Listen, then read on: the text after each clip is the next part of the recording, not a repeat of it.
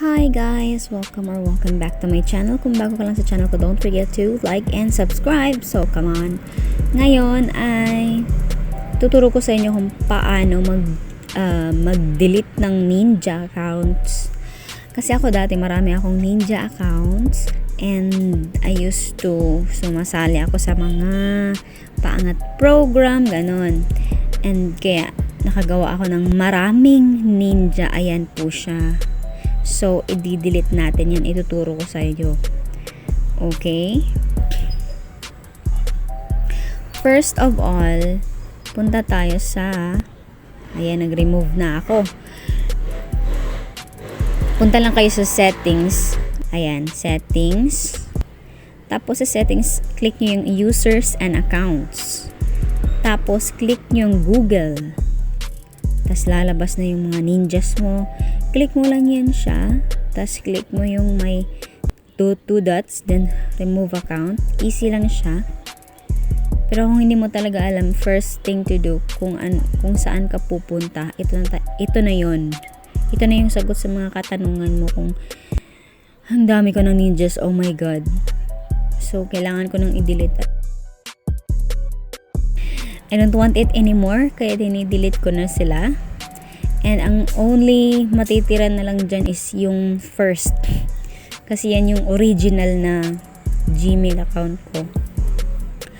Ayan yung first. Yan yung hindi natin i-delete. Syempre, of course, baka ma-delete ng nating YT. So, ayan guys. So, easy lang siya mag-remove. Ayan. As you can see, ayan. Kumukonti na lang yung Google accounts natin. 3 na lang. 3 more. Okay, remove. Ganyan lang siya. Click mo lang yung Google account. Tapos, 2 dots sa taas. Remove account. Okay. Remove na siya. Last one. Ayan. Remove ko na. It's the last one. Okay. Remove. I don't want them anymore. So, natitira yung original na Gmail account ko. And yun lang siya guys. Yan, dun lang sa settings ka lang. Tapos users and accounts. Tapos click mo lang Google. Yun na, lalabas na yun. Papakita ko sa inyo. Sa YouTube, punta tayo. Ayan, wala na. Wala na akong mga ninja. Yan na lang yung ko. Original channel na lang, wala na akong ninja. Okay, double check lang natin. Punta tayo sa Google. I mean sa Gmail. Tapos, ayan. Wala na talagang mga ninja.